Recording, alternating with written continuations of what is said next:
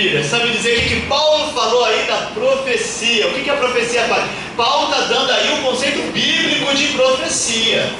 E o conceito de Paulo é o conceito bíblico de profecia. O que está escrito aí? 1 Coríntios 14, 3. Para quem serve a profecia? Não é só isso não. Falou um terço. Mas o que profetiza fala aos homens para edificação, exortação e consolação. Mas quem profetiza fala aos homens para edificação, exortação, consolação. A profecia bíblica, ela visa construir em você a fé, construir em você os valores de Deus, construir em você a vida de Deus. Isso que é o construir, é edificar. Exortação, que é o puxar da orelha, chamar a atenção, é te trazer para o lado de Deus, é devolver o seu coração para você se voltar para Deus. Edificação, exortação. E a última palavra aí é? Consolação. Não é bem consolação. Deixa eu explicar esse negócio direitinho para vocês. Tá vendo? Por isso que quando vem para o estudo, você tem que vir com um bloquinho e com uma caneta. Até anotar lá. Eu aprendi lá na escola dominicana naquele dia. A palavra consolação aí não é o que a gente pensa de consolação. Consolação, o que a gente pensa? Fulano está triste, ele vem aqui e consola. Não, fica assim, não sei o que, pensa que consolar isso. Na verdade, não é isso, não é a ideia de conforto. Não é. A palavra encorajar, a palavra consolar aí, é a ideia de encorajamento. É a palavra que te anima para você enfrentar a adversidade. Não é interessante? É um conceito que está aí. Então a profecia, ela te edifica, te exorta e te encoraja a você seguir em frente, avançar e não estagnar e não parar. Esse consolar aí, a palavra mesmo, a tradução mesmo ideal é encorajar para enfrentar a adversidade, é te animar. Não é bacana isso? Isso é profecia bíblica. Pergunta capciosa. Pergunta capciosa. Vou fazer uma pergunta aqui capciosa. Propósito, para te pegar. Livro do profeta Jonas. A profecia de Jonas. O livro do profeta, na verdade, é uma história, né? É uma narrativa de profecia mesmo. Então tem essa frase aqui que eu vou falar para vocês. Jonas chegou para o Nínive muito relutante. Chegou lá para os ninivitas e falou assim: dentro de 40 dias, Nínive será subvertido. Dentro de 40 dias, Nínive será colocada de ponta cabeça, será colocada de cabeça para baixo no hebraico. Subvertida. Ou seja, vai ser destruída. Meus amados, aqui vem a pergunta. Para quem está esperto aí, quem está acompanhando. A profecia de Jonas cumpriu a função dela? Cumpriu ou não cumpriu a função dela? Os ninivitas se converteram ou não se converteram? Se eles se converteram, a profecia cumpriu a função dela ou não cumpriu a função dela? Cumpriu. Porque a verdadeira função da profecia é isso, é mobilizar o coração, é modificar o coração. Daqui, meus amados, a sabedoria. Você observa, reflete, conclui e leva em encontro com Deus. A verdadeira sabedoria, a sabedoria que é a vida de Deus. Entendeu? Te leva ao encontro com Deus. Uma sabedoria que faz você usurpar dos outros, você bancar o esperto, né? O jeitinho brasileiro. Essa sabedoria não é sabedoria divina, não. É sabedoria diabólica, capetuda. A sabedoria não é divina, não. Agora, a sabedoria de Deus leva ao encontro com Deus, ou seja, leva ao encontro do que Deus quer que você faça, que é aquela sabedoria lá que está na Torá, que está nos profetas, que é praticar a justiça, que é fazer a vontade de Deus. E a profecia? A profecia depende de uma palavra revelada para fazer o profeta observar, refletir e concluir. Meus amados, percebam aqui uma coisa. No antigo Israel, quando estava tendo um grande movimento de sabedoria, quase não existia profeta. A atividade dos profetas era apagadinha. Quando a profecia estava diminuindo, ou os sábios estavam se desvirtuando do que Deus queria, aí vinha o movimento profético, os profetas inspirados por Deus estavam para exortar o povo, fazer o povo seguir a vontade de Deus. Em outras palavras, quando tem sabedoria, não precisa profecia. Quando está diminuindo a sabedoria, aí precisa de muita profecia. Entenderam? Diz o livro de Provérbios: sem profecia, o povo se corrompe. Então, meus amados, na verdade, a intenção de Deus é te ensinar, mas não é para ficar andando com as suas pernas, né? Deus não quer que ele ande com as suas pernas, não. Deus quer que você ande sozinho com as suas pernas. Ele vai te ensinar para você saber andar sozinho, não é o tempo todo ele te carregando. Profecia é o tempo todo Deus te carregando, Deus te carregando. Agora você tem que andar sozinho. Vai lá, aprendeu? O que você aprendeu? Bota aí em prática. Aí vem a sabedoria. Então eu quero que vocês venham comigo. Olha só a sabedoria aqui, ó. Hebreus, vamos lá para o livro aos Hebreus, carta aos Hebreus, capítulo 5, verso 11.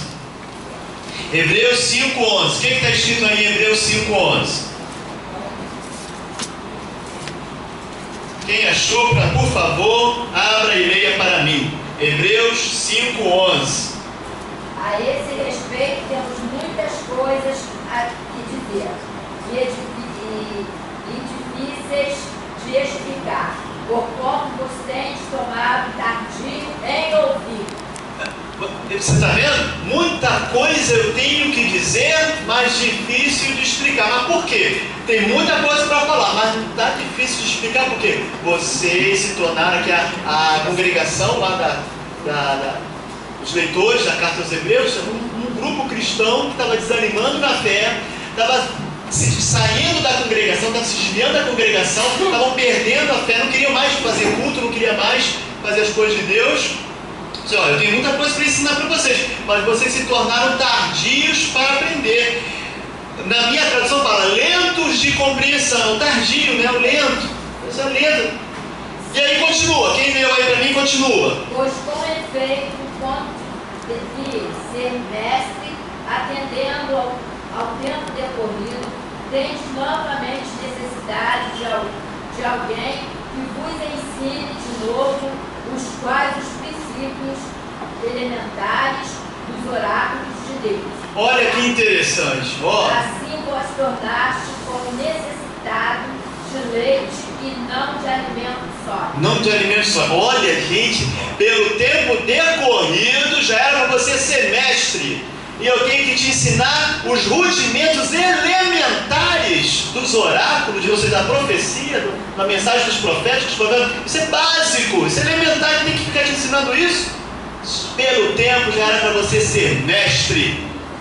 O puxão de orelha que o autor da carta aos Hebreus está fazendo.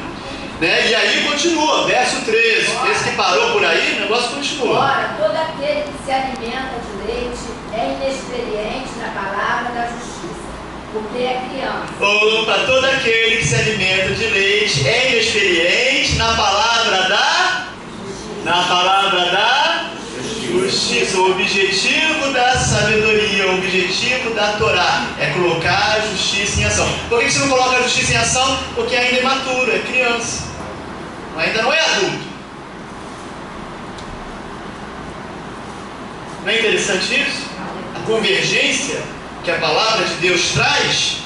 E aí continua, verso 14. Mas o alimento sólido é para os adultos, para aqueles que pela prática têm as suas faculdades exercidas para discernir não somente o bem, mas também o mal. Excelente, minha irmã. Mas olha só, é para os adultos. O alimento sólido é para os adultos. Ou seja, não é adulto aqui, gente, não é na idade física não, tá? Adulto aqui é na idade espiritual. Tem pessoas que estão 20 anos na igreja, mas uma infantilidade espiritual muito grande, imatura, ainda está aprendendo, já tinha que estar ensinando. Então, ó, fala bem claro, o alimento sólido é para os adultos, que pela prática, exercício, já sabe, já tem o senso moral exercitado para discernir o bem e o mal, ou seja, já tem a sabedoria, exercício, observou, refletiu, discerniu, já está aqui, Por isso que muitas pessoas, no início da fé, começa aquele negócio de dom espiritual, né? E tal, interdição, revelação e profecia e tal. No início da fé dele, que está precisando ainda de bastante combustível. Depois que ele começa a amadurecer, essas coisas vão diminuindo, é natural. Por quê? Porque agora já tem as faculdades excitadas para andar sozinho no discernimento de Deus. Não precisa de toda hora Deus está falando, toda hora Deus está impulsionando, tá? Precisa. Mas quem não tem isso ainda, depende. Você ainda vou lá na oração da irmã fulano para ver se Deus fala comigo. Vou lá no Senhor para ver se Deus... Meu amado, que dependência é essa? Cresce. O alimento sólido é para os adultos. Deus fala com você todo dia, o tempo todo. Você que não está ouvindo, você que não está enxergando. É verdade. Esse negócio, tem que ter um cuidado muito grande. Você vai lá e ouve uma profecia encomendada, o negócio... Depois o bicho pega, né? Sai turbado, meu Deus do céu. Mas por quê? Quem procura acha, já fiz o ditado, né? Quem procura acha. Meu irmão, mas eu vou fazer você. Aqueles que fazem a vontade, ele não precisa buscar a bênção, não. A bênção te segue. A bênção vai atrás de você. E você vai, além de você, não precisa ficar procurando, Deus vai te usar para você falar para aqueles que necessitam. Vai ser uma bênção no meio da terra. É isso que Deus tem para nós. Mas olha, exercício, sabedoria, observar, refletir, já praticar, exercitar, colocar em prática. Muitas pessoas têm uma ideia muito errada sobre a ideia de igreja, achando que é o pastor que tem que ganhar almas. É o pastor que tem que... Meu irmão, nós vivemos numa instituição que foi estabelecida pelo Senhor Jesus, onde todos têm a unção de Deus, não é um só, não é um... Não, todos nós temos que ser ganhadores de alma. Todos nós temos que ser praticantes da justiça. Todos nós temos que viver isso. Não é botar responsabilidade em um, aquela ideia de assistir o culto, achar que quem está aqui na frente é que está ministrando o culto, está fazendo. Não, a pessoa que está ajudando a conduzir o culto, está ajudando. Mas não é ela que está fazendo o culto, não. Temos que ter uma mudança de paradigmas. Temos que mudar nossos paradigmas, né, para irmos em direção a isso. E aí, vimos ali a diferença. Então, a profecia e a sabedoria, elas pretendem o mesmo fim. Qual é o fim? Pretende que, no final do processo, a sabedoria leve ao encontro de Deus. No final do processo da profecia, leva ao encontro de Deus. Apesar de elas pretenderem o mesmo fim, elas são processos distintos, são diferentes, não é a mesma coisa, né? A falta de sabedoria, ou também quando o sábio se desvirtua, surge então maior necessidade do impulso da profecia. Aí tem que ter a profecia. No amadurecimento da sabedoria e do discernimento exercitado, a profecia diminui a sua atividade. Diminuindo. Por quê? Porque já está amadurecendo, já está caminhando. No pré-exílio, no pré-exílio, antes do exílio, a gente tem muitos movimentos proféticos, movimentos sapienciais que se intercalaram. Olha que interessante para mostrar aqui, olha só que interessante. Olha só. Aqui nós temos o período aqui dos patriarcas, o período tribal, o período da monarquia, o período do exílio, o período persa. Aqui é no pré-exílio, aqui no pós-exílio. Olha o movimento aqui, vocês veem, movimento profético. Nós temos aqui, começa o movimento profético de Israel, Samuel, os grupos dos profetas, lembra a escola dos profetas, né? Natan, Gad, começa esse movimento. Aí depois diminui. Aí depois começa um outro movimento, Shemaías, Aías, Elias, Eliseu, Amós, Osés, Isaías, Miqueias, começa aquele movimento. Aí daqui a pouco eles diminui. Aí depois começa um outro movimento, Ruda, já na época do rei Josias, Ruda, Sofonias, Jeremias, Naum, Abacuque, Ezequiel, Ageu, aí começa aquele, aí termina lá, Zacarias, Joel, Malaquias. Perceberam que a profecia teve movimentos que tiveram picos, aí depois foi diminuindo, foi baixando, depois veio o pico, depois foi baixando, foi diminuindo, veio outro pico, foi baixando, foi diminuindo. Isso é o movimento da profecia. Agora vamos ver a sabedoria.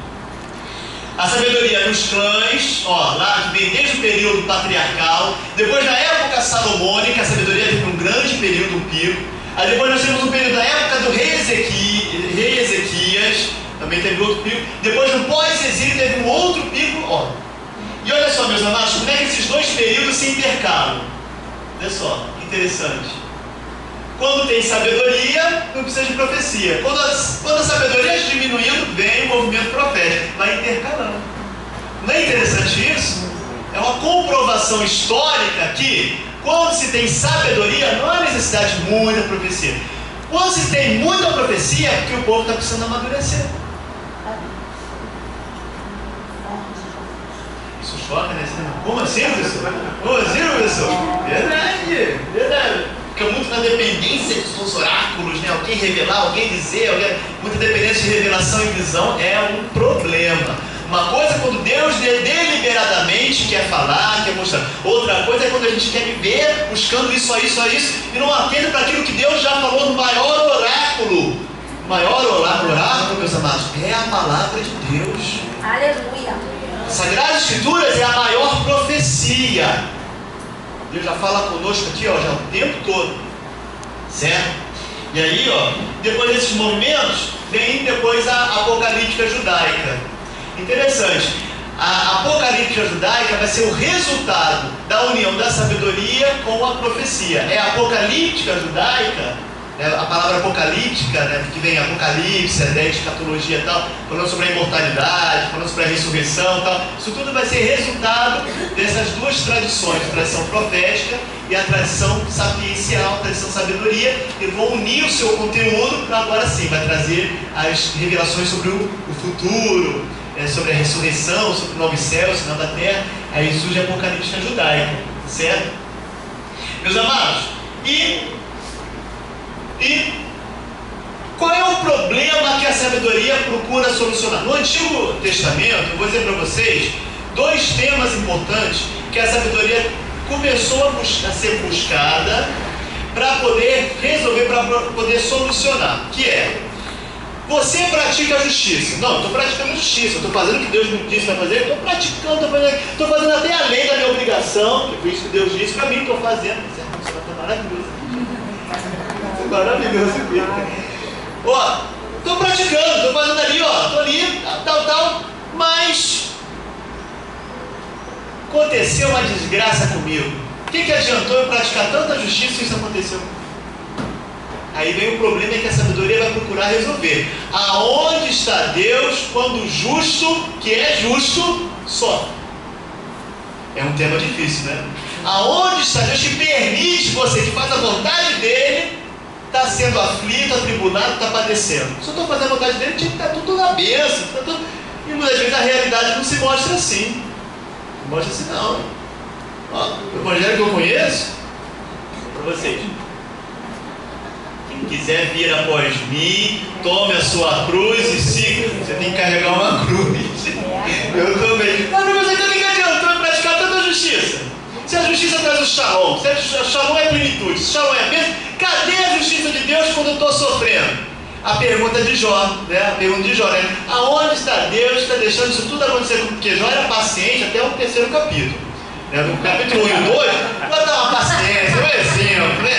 Um exemplo. Quando chega no capítulo 3, Jó perde a paciência, tal dia do dia que eu nasci. Ele começa assim, tal dia do dia que eu nasci. Ele começa a reclamar, porque a gente é assim no sofrimento. No início a gente deve estar resignado. Não estou aqui na vontade de Deus, lembra da vitória. Quando a vitória se aproxima, quando a vitória chega, Senhor, o negócio é estreito, Senhor.